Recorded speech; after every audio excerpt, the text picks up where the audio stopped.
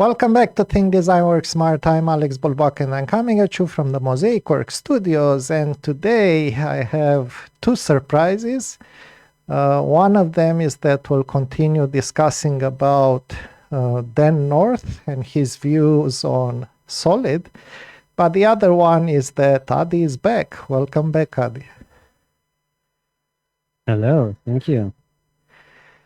So it's been a while since we've managed to get together. You've been really busy and our schedules also didn't quite fit. And you are doing a lot of customer work. I understand that you've been doing some work on continuous delivery, which might be interesting to hear at least. Yes, so with one of the clients, we do this. We have this approach. It's a big client with many coaches. Okay, so it's a very complex corporate environment, and there's this approach of continuously delivering things on pipelines as per the Accelerate book that you should read, because it's really interesting and really useful if you want to start with continuous integration and continuous delivery. And it's a book also based on a lot of facts, so it's not just someone's opinion. There are a lot of studies, and there's a lot of experience boiled into that book. So we use those concepts, and for a big corporate with the old systems and so on, after something like 1 year or so, some of the teams that we work with have gone up to the point that they can deliver something like 50 times per day. And that's a great success story, and it's really where you want to be if you live in the digital product space with the consumer market. So of course, 50... it doesn't apply everywhere in all the situations. Obviously. So 50 times per day? No, per week. Per week. 50 times per week. And do they actually need to deploy 50 times per week?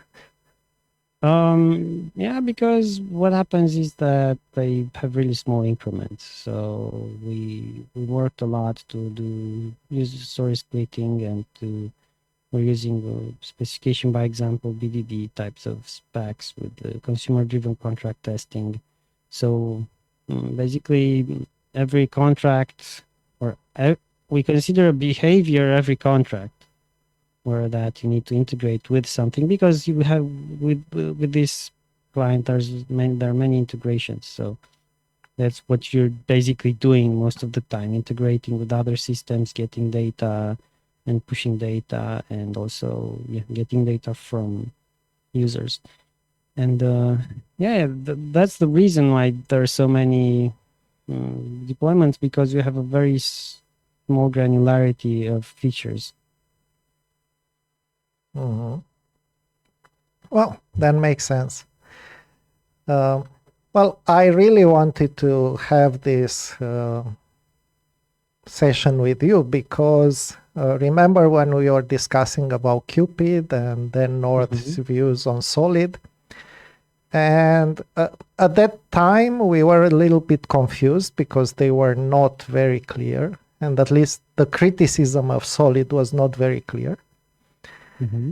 And what happened is that Dan North gave a talk at Craft Conference 2023, which is a very big conference. There are a lot of interesting talks there, a lot of interesting people who are talking. And he talked specifically, well, the talk is called The Most Dangerous Phrase. I actually watched this talk. And I would invite people, if you're watching this, watch the talk and then maybe come back. That would be the best way to deal with this. Now, Adi hasn't watched the talk, so we'll actually be if you didn't have time to watch this talk, Adi will play your role and we'll kind of figure out together what the North wanted to say. Okay, so the talk itself is called The Most Dangerous Phrase. It's not particularly about SOLID. It's more like a general talk about thinking about the practices that we are doing. And it borrows, let me actually switch to the slides because you can see, it borrows from Admiral Grace Hopper quote, the most dangerous phrase you can use is "we've always done it that way." Yeah. So fundamentally what he's talking about is that we should always think in terms of first principles. This would be the, let's say, official way or most known way of putting it, even though he doesn't mention first principles. But the idea is to look at the practice and to figure out why it appeared, what were the reasons, what were the constraints, and then see if the constraints are still there, if the idea still fits the world where we are in, because the world changes, right? So in general, I think that we agree with that, right? There's no... Yes, of course. That's something we often see when, going to companies and when we want to come up with better ideas, or we know we can have better approaches. And that's typically one of the answers. We've always done it this way, so why should we change? Mm-hmm. Exactly. And so he gave a few examples here. Some ideas age well, and here he mentioned Linux, for example. And that's true. Linux has resisted the test of time, despite being open source, despite, requiring continuous financing from corporations who naturally wouldn't want to do that. But it has passed the test of time. It's a good idea. I'm using Linux right now on 3 computers. So yeah, absolutely. And a mobile phone. So that's absolutely a good idea. And he also mentioned the theory of constraints, which we won't go into, but indeed it's a very valid, solid idea. Now, in terms of the practices that didn't age so well, what he mentions are 2, SOLID and Scrum. Mm-hmm. And he goes into these details, like what does aging well means, what is the power of the technology, which limitations does the technology diminish, which rules enable us to manage this limitation, which new rules will we need. So fundamentally, rethinking the initial principles in terms of where we are today. Mm-hmm. Okay? So I think these are all clear, how has that limitation changed since, what should we be doing instead? This is when we want to replace it. And what he is talking about is it helps to understand the context, it helps to talk to the old people who were there when these ideas came up. And but also remember that all people have different stories, which is something that we've seen often. I mean, if you ask a bunch of people about extreme programming, they will tell you 3-4 different things, at least. Mm-hmm. All right. So, and then he goes back into SOLID, which is basically what we want to look at, because the previous video was also about SOLID. And I found this because he came up with some new ideas, and they are very, very interesting. So I think it's a bit of nitpicking, okay, but I'm curious to see what you think when I will present this. I will try to channel Dan North right now, okay? So single responsibility principle, this is how we state it. A class should have only one reason to change. And later on, because it was very difficult to understand what means one reason to change or one responsibility, Robert Martin has came back and clarified and said, okay, it should serve only one actor. And he gives an example here, something like, you need to print a report, but you need to get data, do some computations, and render those computations. Now, to be honest, I know this example. It's not the best example. Even though Bob Martin wrote it, I don't find it very interesting as an example for single responsibility. But fair enough. I mean, it is Bob's Martin example. And what he said is that he found very weird something like this. The role of an accountant is different from a database administrator. These are quotes from the Patterns Practice, I think is the PPP book by Robert Martin, where he explains these principles. This is the reason we do not put SQL in JSPs. This is the reason we do not generate HTML in the modules that compute results. This is the reason that business rules should not know the database schema. This is the reason we separate concerns. And we'll come back to separating concerns because that's another interesting story. So basically, the example here, what he's trying to show is that this can change for a reason, this can change for another reason, this can change for another reason. Okay? Yes. And now here's the rub. So this is what, let's see if I can find. No, not here. It's not in the slides, but then North talks about the fact that, this is a historical thing. And it's a historical thing because of this sentence, database administrator. Yes. Because back then in the 90s, developers couldn't touch the database.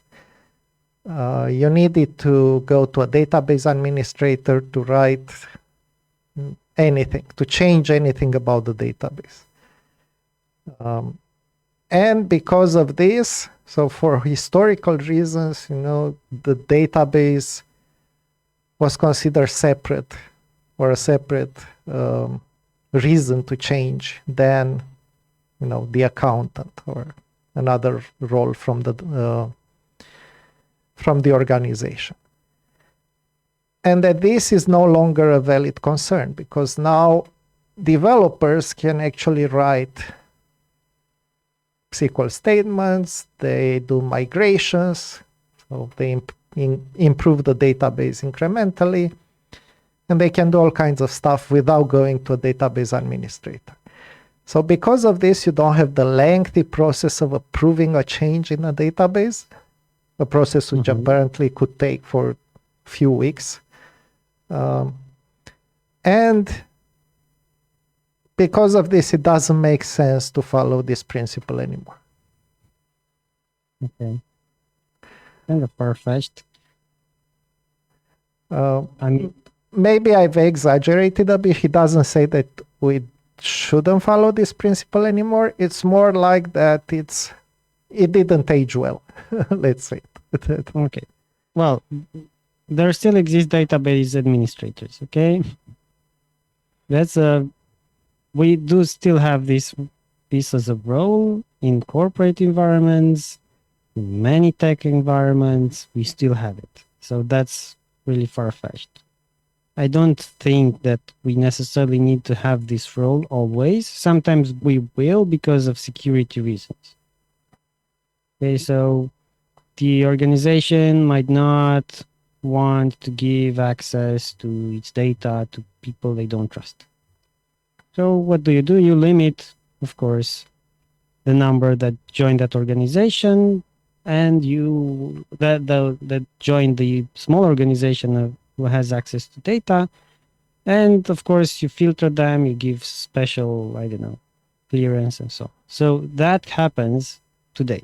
So saying that today we don't have database administrators is really weird. I don't know which world we live in. It's not the real world, really. So Yeah, so it's not really about having a database administrator. I think it's more about the change process for the yes, database. so that's what I'm saying. It's the same change process. So it's still corporate environment. Most of them have the same change process of data. Nothing changed. And there are other organizations who changed it, but it depends on how secure their data is. And now with the GDPR and so on, it's really complicated. Sometimes you're regulated. So, like if you do investment banking, for example, you're not even allowed to go touch the database by some laws, depending on the country. So sometimes even if you'd like to, you cannot because of the laws. So there are very various situations. So you still have the same process sometimes. Sometimes, of course, in organizations where you have a new approach, devs do this. Yeah. So yes. So another thing that maybe has changed is that now developers, even though they don't touch the production database, they can have a staging environment and they can run migrations on the staging environment or write the migrations. And then those migrations, so part of it has moved into code, basically. Yes, and the that code is true. That did happen, of course. But that's not, it's still, I think we're talking here about difference of role and skill. Mhm. So we moved the role and we shifted the role to a skill, and now we have T-shaped individuals which have more skills, and we start considering some of the initial roles like database administrator, like tester, like analyst, like DevOps, which I don't know why it would be a role, but some people consider it a role, as skills. So that's why if you have that type of team with T-shape, so each person in the team has more skills, then of course you don't have this concern anymore. Mhm. But if you don't, then you still have this concern. So I think it depends on the context, in fact, if this applies or not. Yeah, and to be honest, once again, this is not the most interesting example And yeah, of it's not. It's not. single responsibility. I understand why he picked it because it's one of the examples that Robert Martin keeps using. But to me, there are more interesting examples when you have not necessarily technical roles, but you have part of the code that is for HR department, part of the code that is for accounting, part of the role that is for management. So another one that I like is an example where you compute salaries and you create reports based on salaries, right? Because there are a bunch of concerns there, and if you are in a large organization, HR is interested in, let's say, the relative level of, like, is a person a junior, a senior, kind of the role, not necessarily in the salary. Accounting is interested in the actual pay, what will they pay. Managers might be interested in expenses with the workforce. So something like reports and something like reports. So you have three different concerns, and if you mix them into one function, it will tend to change for very different reasons. Yes. So I will give you one example that from today. Okay, so it's not related with anything like this. It's a very kind of simple feature, but can become difficult. Like you have with one of our clients, the team is developing a microservice which needs to get data from somewhere. It's not important, and then you have this service. In fact, it's not a microservice, it's a service which will, in fact, be used by more clients. And one client wants notifications by mail when the data is gathered. Another client doesn't want notifications by mail. They want just to show them in the screens of their system. So if you put in the initial service a notification email service that is not respecting the single responsibility principle, because you have two clients. One needs notifications by email. The other one just needs data and maybe needs notifications if something went wrong when gathering the data. So both of them are notifications. One is by email. One is just on bad news. Mhm. And what do? So you split the concerns by the notification, and you can add as a detail or as an aspect, if you wish, the fact that you might send them through email, through a server, email server or not. So this is in the way how I maybe think of this single responsibility principle, and how I think in the terms of concerns. What's not the upper slide where it says that this is the way how we separate concerns. Yeah. So that's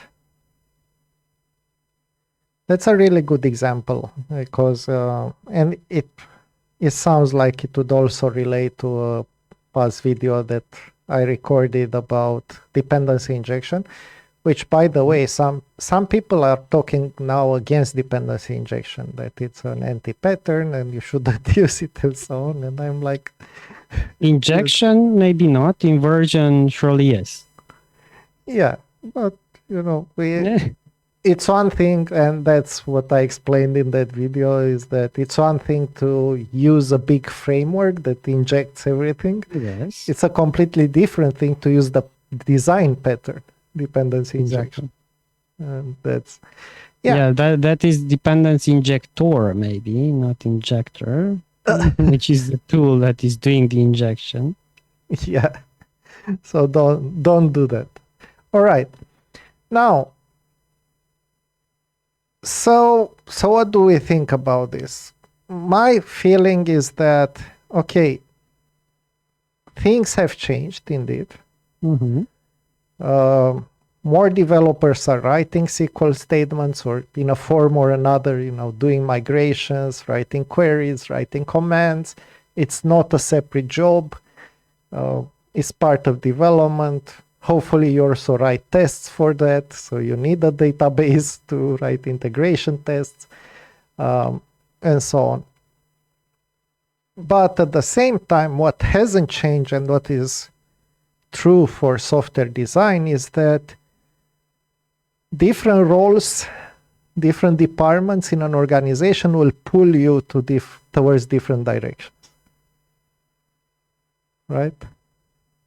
And because of this, you should write your code in following something that approximates the single responsibility. Maybe there's a better way of stating it. Yeah, that's why I refer to separation of concerns. Yeah. Because I believe that's more of how I talk about this and how I think about it. It's the concern of one client and the concern of the other client. And if the needs of or the change is affected by one of the clients, shouldn't affect the needs of the other client. So if one needs to change their email, I don't know, notification shouldn't change how the other one is receiving notifications. They should be separate. Yeah, in general, I think there are two ways of thinking about design. One of them is as a static view, and the other one is as a dynamic view.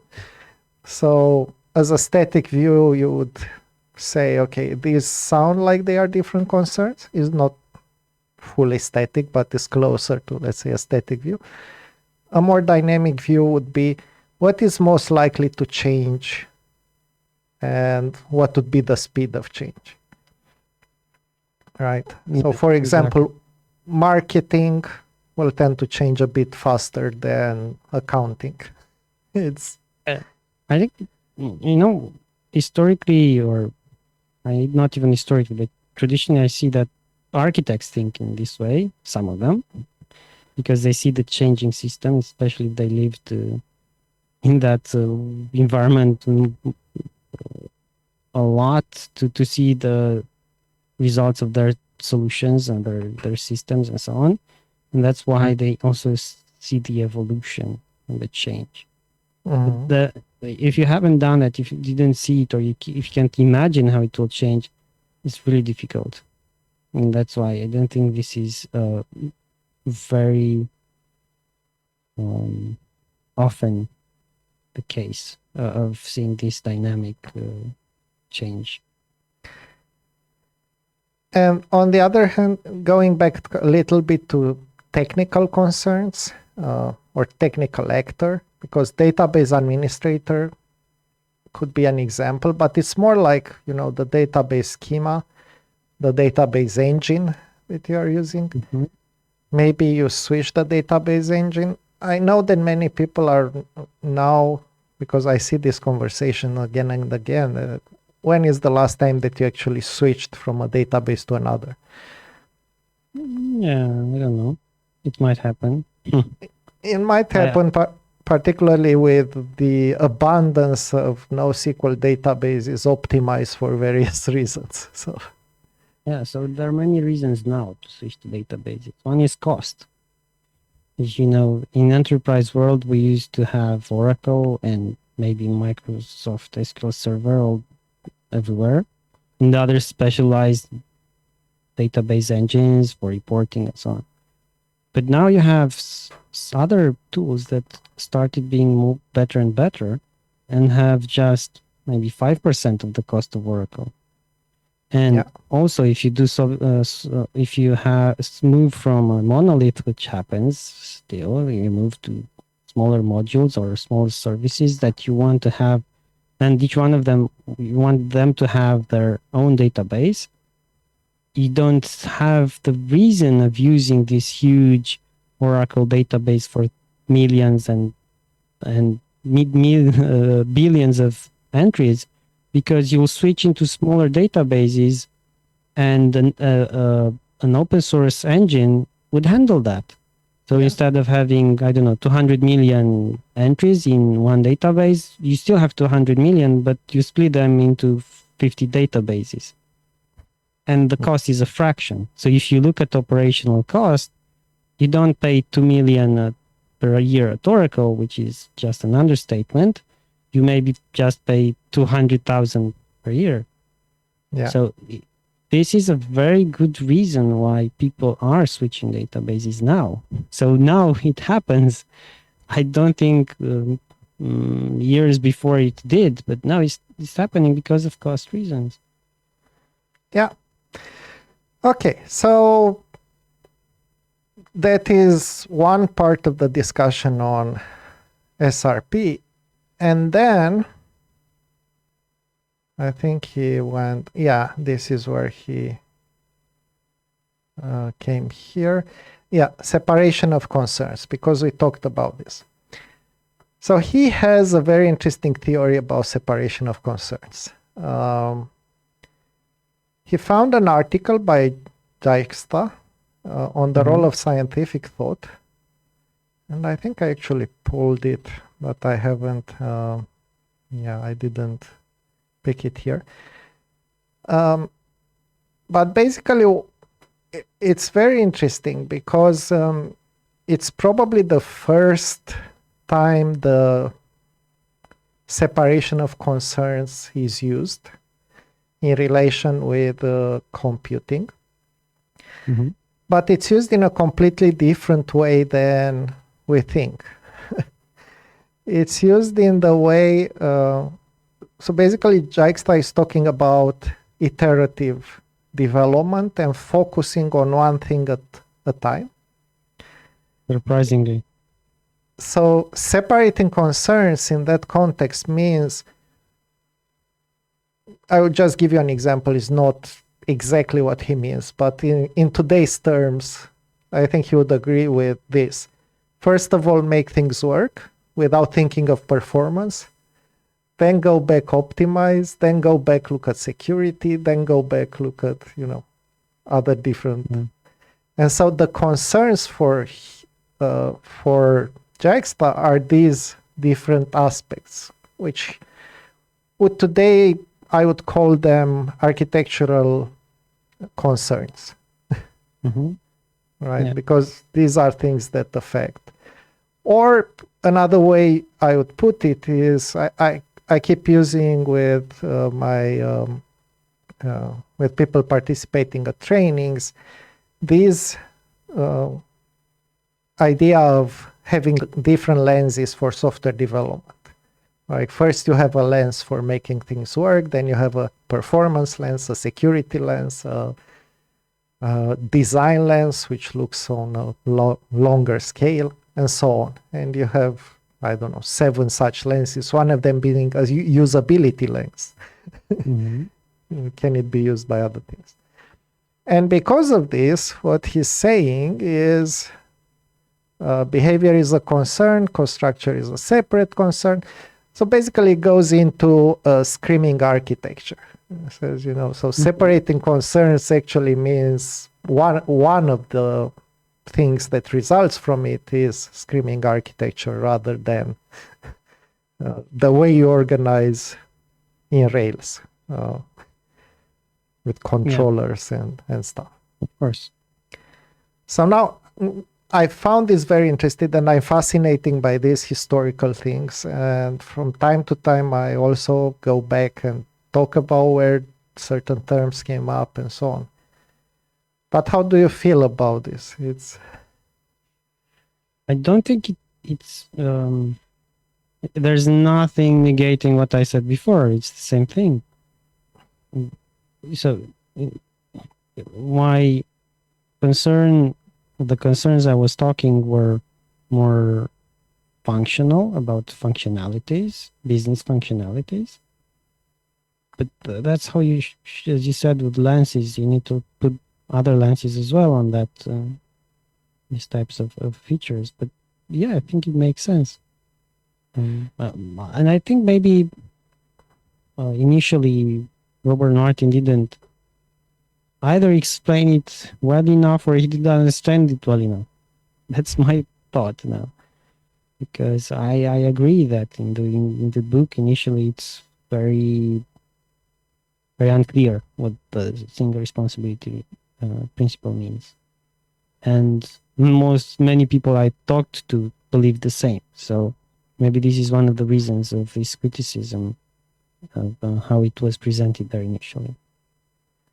Yeah. And it's something what Dijkstra is saying. It makes sense. Yeah. So I believe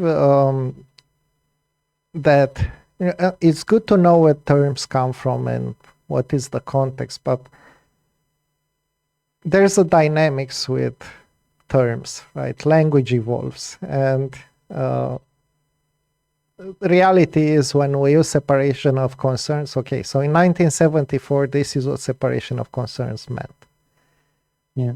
But today, when you use, or in the 90s, when you use separation of concerns, I think it was more on the line OOP. of... Yeah. I think it was more like OOP, right? Because they moved from what Dijkstra was talking about, which were smaller programs and probably written in something like COBOL, to towards something more like, I don't know, some object orientation programming language, whatever that might be. And I think that's why the transition to what Robert C. Martin is saying. But I think the explanation is not sufficiently clear, but I think the intention is the same. Yeah. So, okay, so Jagstaw, when talking about separation of concerns, is mostly talking, I mean, based on what I've read, he would agree with test-driven development because that's, you know, you yes, focus and first. XP probably, extreme programming. Yeah, and XP in general. So that's my conclusion from this. So yeah, you should use test-driven development because Jagstaw said so in 74. Before it had base name anyway.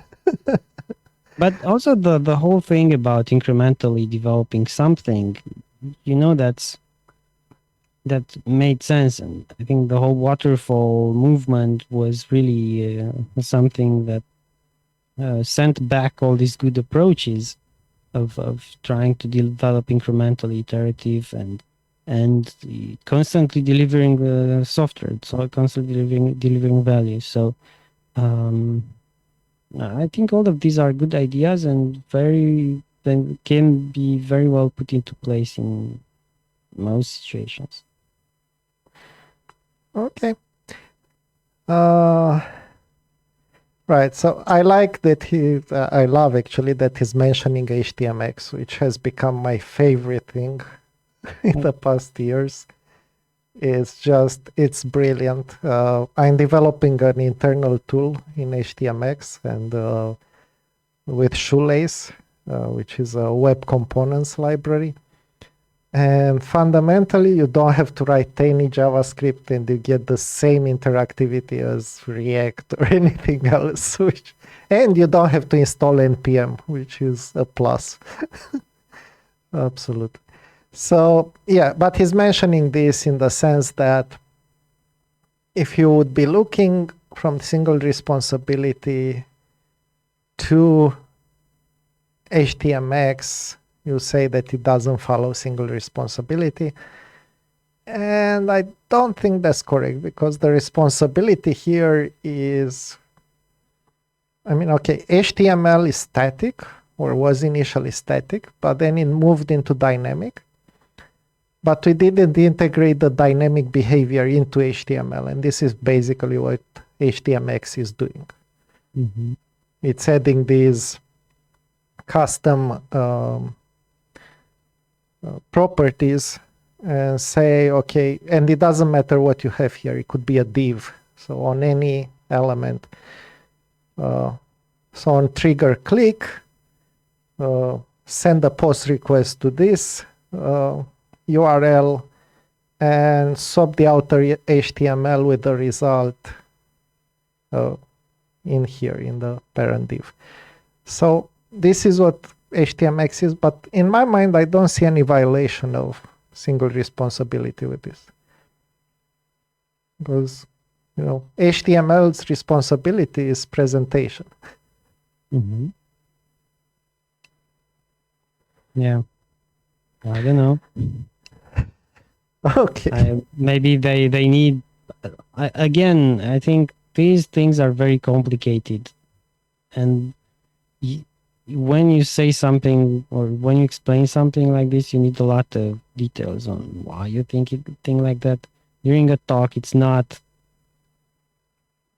easy, and maybe, you know, you need an hour workshop or even more workshop just to make everyone understand what you mean. And to be fair, the talk is really nice. I highly encourage everyone to actually watch it. And it points to some very important things.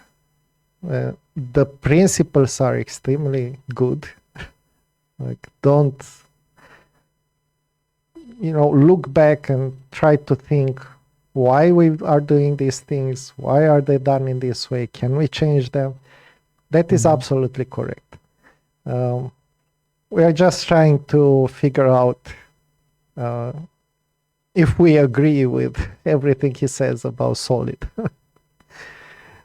So the second, he didn't go through all the principles, obviously, because it wasn't a one-day talk. It was a short talk. But the open-close principle, a class should be open for extension, closed for modification. I know it's slightly different, right? Because it's also a module, but okay. Yes. Answers the question about what happens if we add a new case. There are two flavors. Bertrand Meyer uses abstract classes. Robert Martin uses interfaces. And here are his arguments. So what was the context? Remember that he keeps using this framework. Okay. What was the context? What were the constraints? So the context is that source code was the asset because they would sell specialized source libraries, C++ libraries, typically back then. They had to have clear extension points. Changing code was risky, so they had poor tooling for code changes and little automated testing in C++ or enterprise Java cultures. And because of this, this is his argument, that this led to this statement: should be open for extension but closed for modification. What's your take on that? I think we should still use these. And so yes, it would be very difficult to change. You don't have a lot of automation and automated testing and development pipelines and so on and so on. So change was expensive. So you'd like to make something that lasts and so on. So I think that's the reason why they focused a lot more on design. I think now, if you have areas where there's a lot of change, I would still do that, because even if you have a lot of test automation, you might slip defects, you might have other problems, you might have many clients, and you still need to have some design thought. Not necessarily initial design. You can do it test driven. You can do it through, BDD, spec by example, ATDD, whatever. But you still need to do that. And I think that even if sometimes you need to change part of the system, you shouldn't change it a lot. So let's say that you need to have, with my example, with two clients needing notifications. So if you'd have just one service for two needs, that would generate many changes there. And those many changes there would generate a lot of potential defects. So then why not split into two concerns? And unless some new feature request comes, you won't need to do any changes. So that's how I interpret and I adapt the open-close principle in today's world. As fewer changes as possible that are not determined by a new business request. Yeah, and in general, how should I put it? It's easier to add new code than to change existing code. No matter how many tests, even with tests, right? And okay, there are some changes that are easier than others, like refactoring, because he's mentioning this. Refactoring, you have tools like IntelliJ and so on that can do refactoring. But let's not forget, some of the automated refactoring is not correct.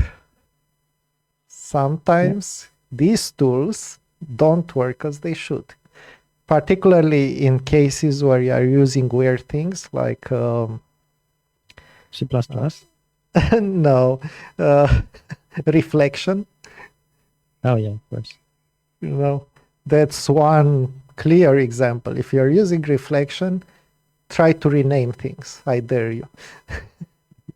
Yeah, or even in languages that have like Python or JavaScript, where you just have you know that you need to use that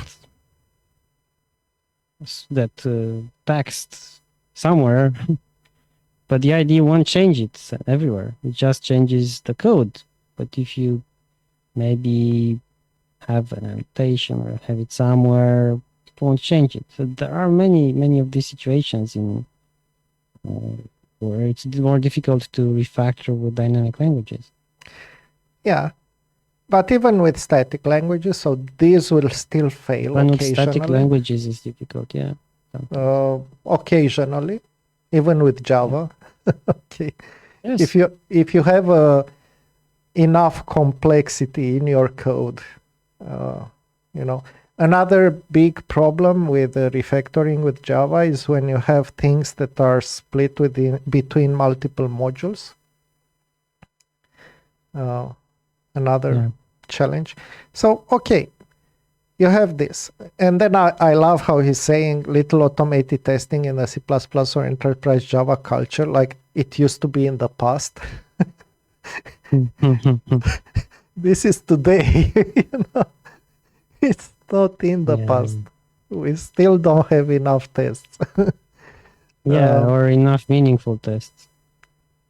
And even if you have microservices, so let's assume you have microservices, they are completely separated, people are working completely separate, as they should, deploying independently, you know, they have their own database and all that jazz that allows you to take advantage of Conway's law and scale a lot.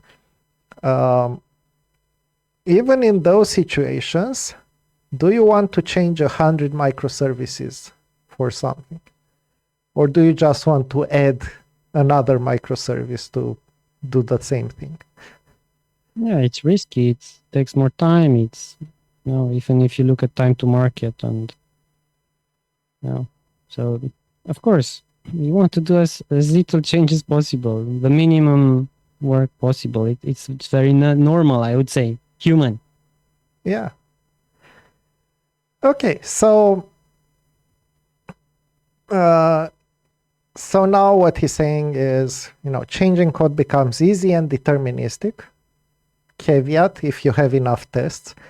The IDE manipulates code through, okay, unless it fails. TDD code examples act as first light checking, if you are using TDD. Atomic version control, meaning backing out changes, is trivial. If people are using pull requests and long-lived feature branches and, all right, maybe. Not necessarily. Not necessarily. There are a lot of assumptions here on a typical way on a specific way of working that might be better nowadays, but it's not the norm. Yeah. And this goes back to what we were discussing about schools of software design. Because really what I think should happen from this whole conversation that Dan North has started is you still have SOLID, which works very good. And he's saying that it worked really well. And it works really well for certain contexts. Yeah. But maybe if you are in a context where you have a language that has very powerful refactoring in your IDE, like Java or something similar, you are using TDD. You know how to use version control for very small changes. You are using services. Then, absolutely. Maybe you need a lot to... of conditions. Yeah. And also the way of working. You don't have you have cross-functional teams. You have people, everyone understand the business. You know how to use version control.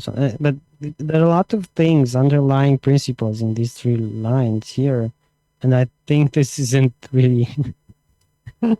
It's tough, you know, to be there. I mean, even for the maybe for the top IT companies, yes, but let's face it that IT isn't just in IT anymore.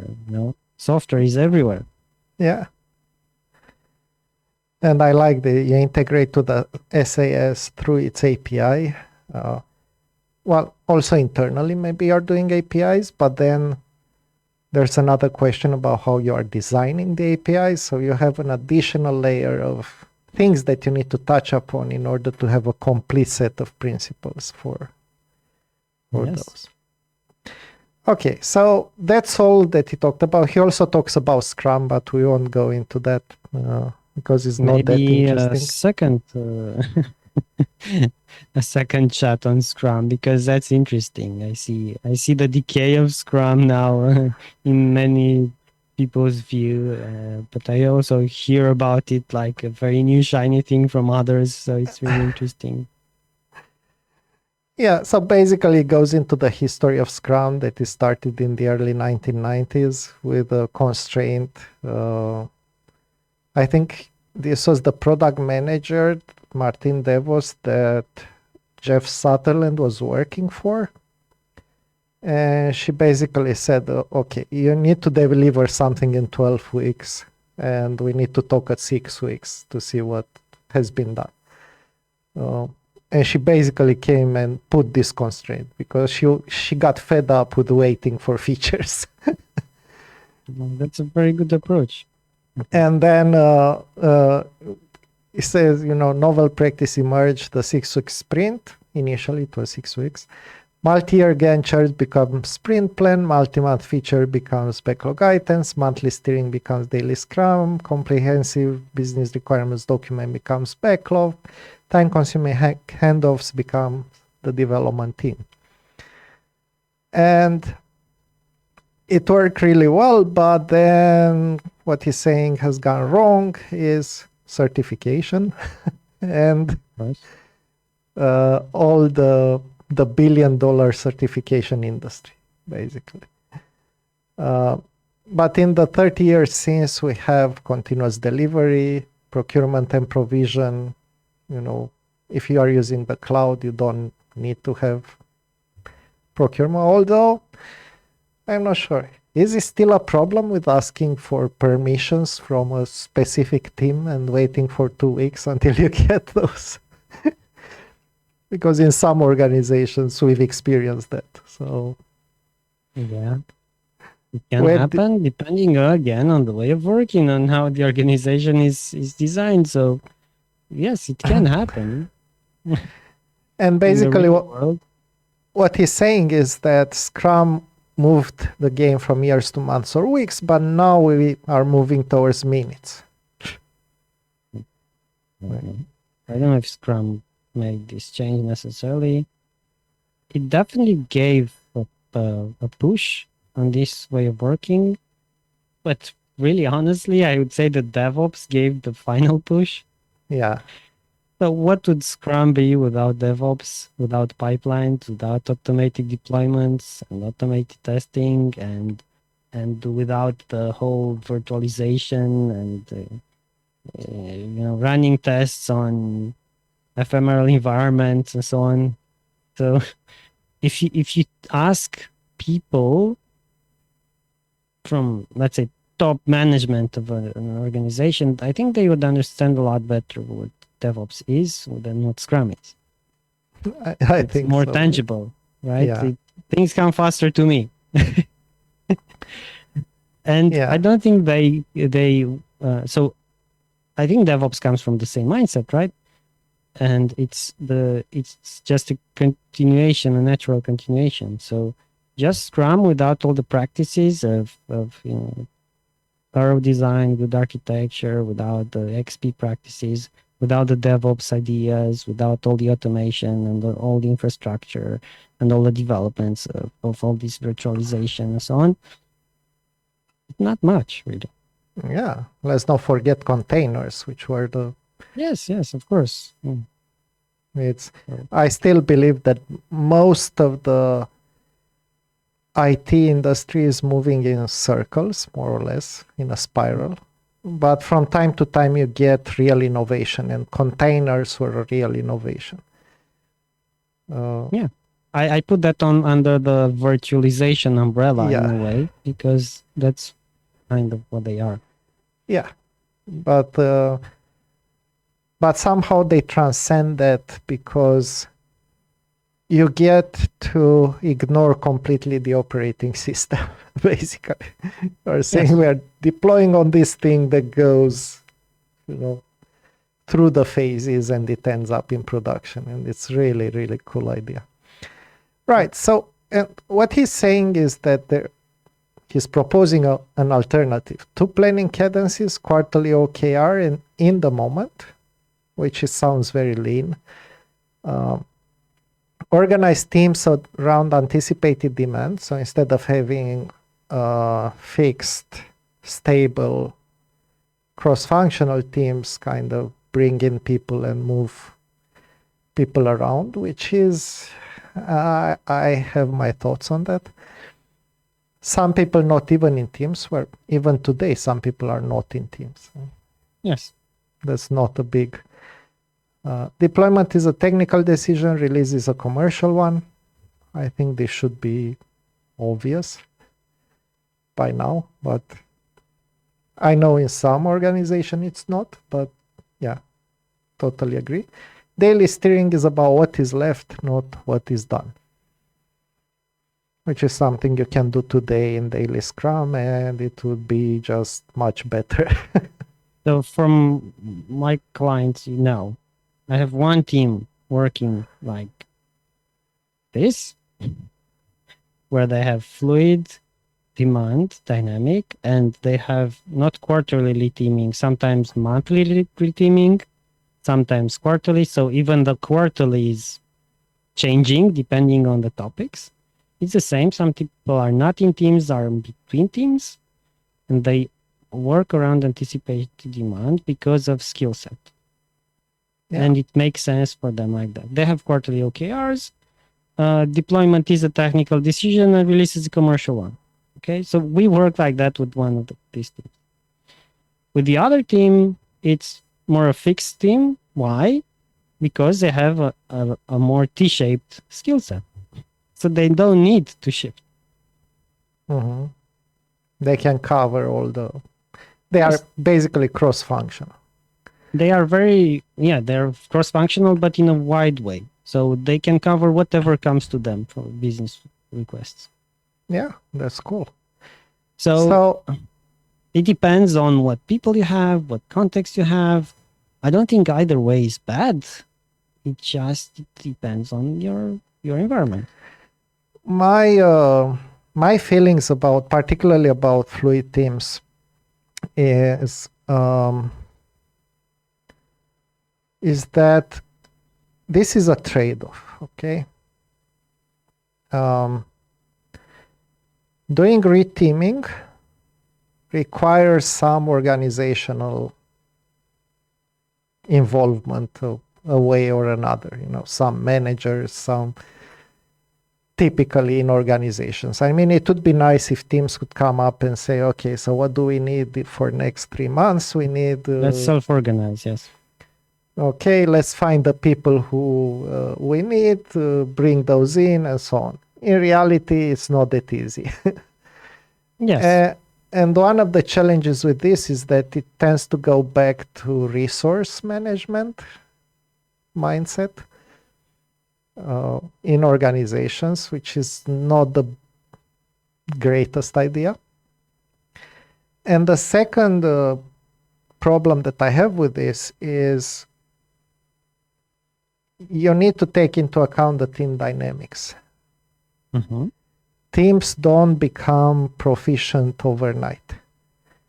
It takes them a while to get used to one another. Some people don't get along. Even if they are good professionals, maybe you need to find other people who have similar skill sets and they can actually get together. So whenever I hear about changing teams, this would work in the ideal scenario where everybody is a professional and they have a lot of let's say, an idealized professional, right? And they have all the skills, communication, um, and they are committed, and they have the technical skills, and they can work together with almost any other programmer and so on. In reality, people are complicated, right? Yeah, it's true. Yeah, in this context, I didn't see this problem with reteaming. Why? Because we always looked at people who, let's say, are more difficult from the point of view of collaboration, and they weren't moving. It's what you said. It's resource management, but with a twist. Mm-hmm. It's more like what skills do we need? This is why we're reteaming. Something new comes, and you need some specific skills. Only 2 people have this. These are specific skills. You need to learn them in years.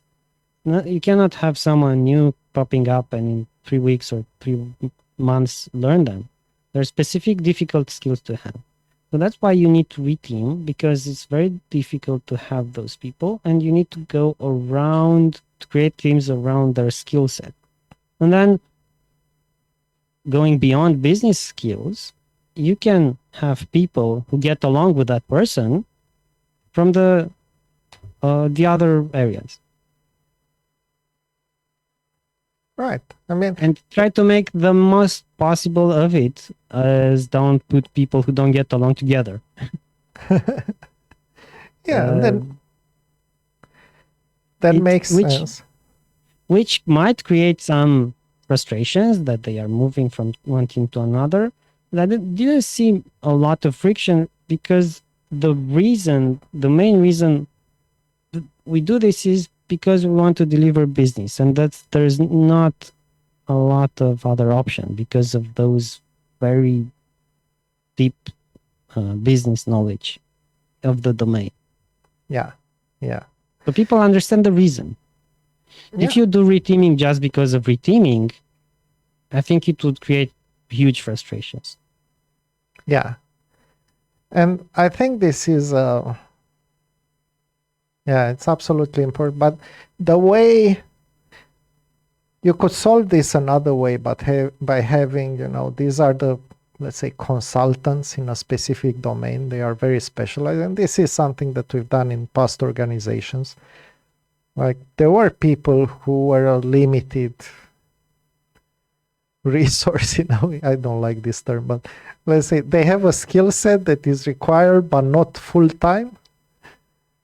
And it's not required for every team, but more teams need them. Of course, from time those to are time. The consultants. Here, they're not consultants. They need to have. Oh, so they are actually kind of core skill. Yeah, it's a core skill for the job. I see. Yeah. And they are essential for delivering that business feature, because that is what they know, that specific business feature. And they're sometimes very complicated things. So if you think about trading, or if you think about skills on, I don't know, some types of engineering, like, I don't know, I'll give you an example from one of my previous customers, where they had a specialist in finding the right circuits for their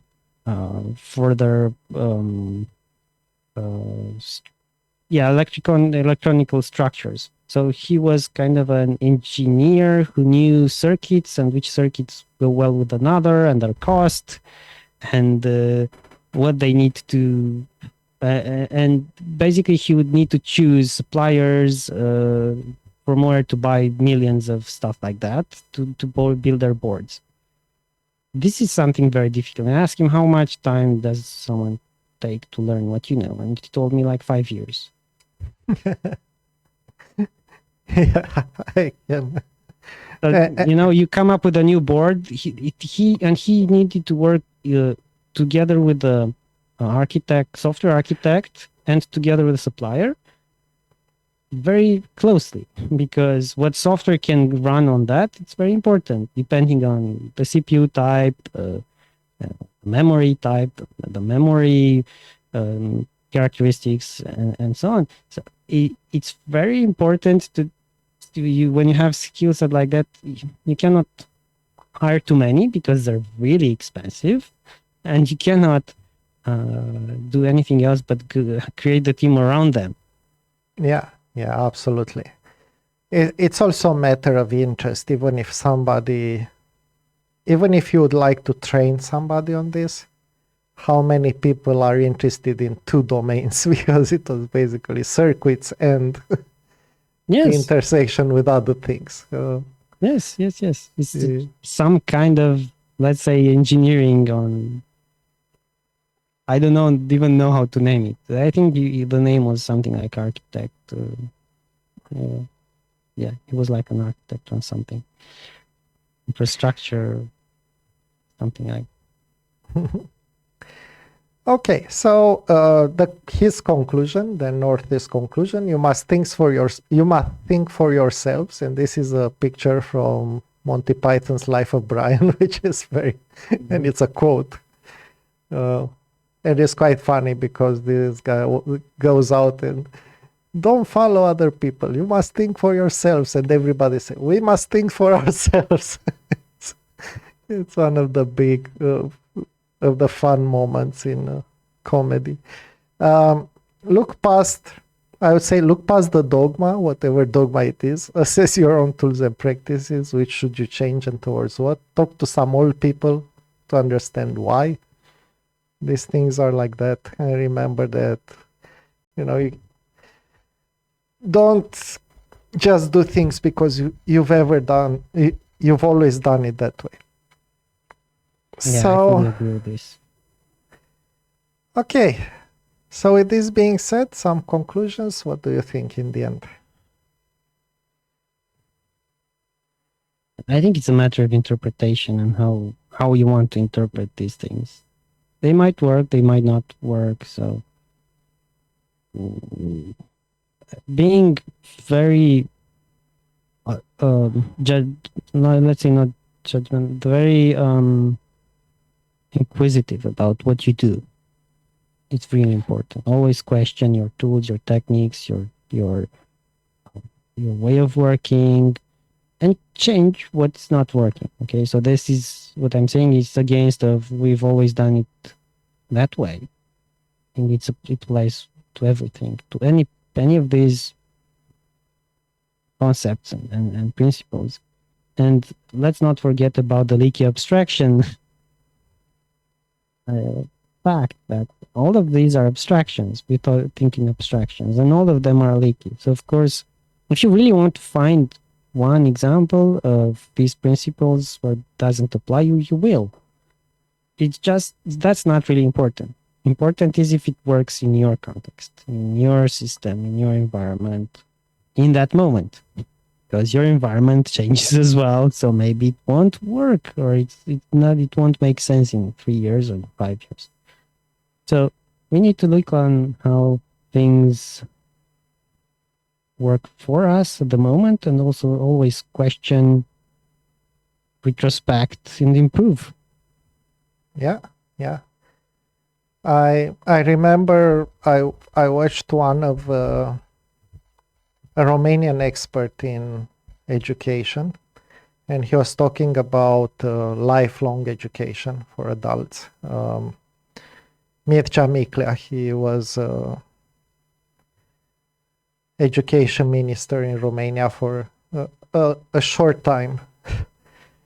And he's very, very smart. And one thing he said is that experts are those people who combine things that they know with reflection on how they did or how they are doing. And so in general, I think it's a really, really good idea. If you want to be very good at what you are doing, take some time, take some time slots. Like maybe you are working for an hour, then take 15 minutes to think, what are we doing here? What works? Mm-hmm. What doesn't? What is slowing me down? What is annoying? What will annoy my colleagues? what challenges will my colleagues have, and so on. And I think this encapsulates the whole thing. Now, what I hope will come out of this, I'm actually, despite the fact that we've mostly criticized Dan North, at least what he presented. But let's be clear, this was a conference talk, and it picked only on very few things, obviously. What I really hope is that he'll go all the way to creating a new design school. Because I think we have a very established school with Robert Martin, with solid principles, with TDD everywhere, and why are you not doing TDD? You should feel ashamed if you're not, and stuff like that. And what is a professional, and all these kinds of things. So he has a school of thought.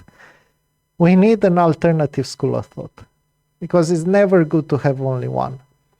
But we need one that goes to the same extent. Like, it goes into how to write code, it goes into how to organize your code in designs, based on various principles. And all of these things need to be contextual, because it's one thing to do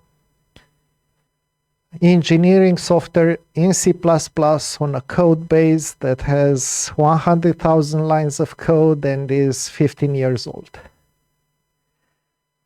Completely different things to do serverless microservices on the cloud that scale virtually infinitely, and where you care more about operational costs than how fast things are, for example. So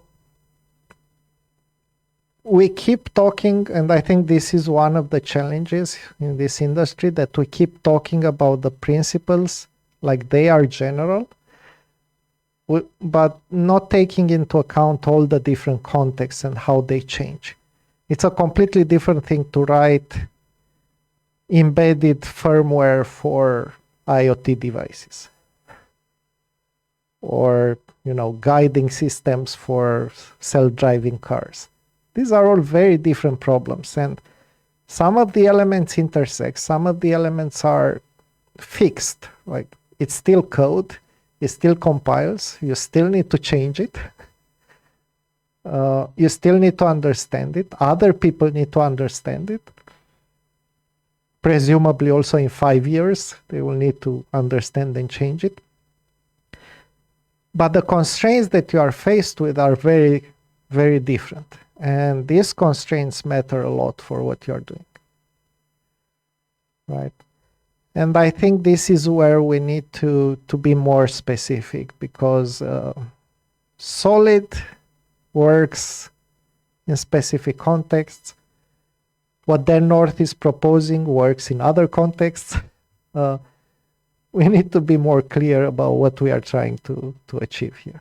This is the only thing I'm missing. And I think the first step towards this is to have alternative schools of thought, but that are deep enough to actually put them one near another and figure out, okay, this works in this context, this works in this context, and so on. So this is my conclusion after all this. All right. Yes. Okay, so let's wrap it up, and let's see what the future holds. Absolutely. Been great having a chat with you again. We gone a bit overboard. It's 1 hour 15, but that's fine. I hope people will find it interesting. I'm really curious to see the comments. We love comments, and we keep answering to comments. So please, whatever you think, or if you have any other questions that you'd like answered, let us know. We already have a question about connaissance, so we plan to do a video explaining that concept as well. And yeah, let us know other things that you'd like to learn more about. Thank you kindly for the view, and until next time, remember to think, design, and work smart.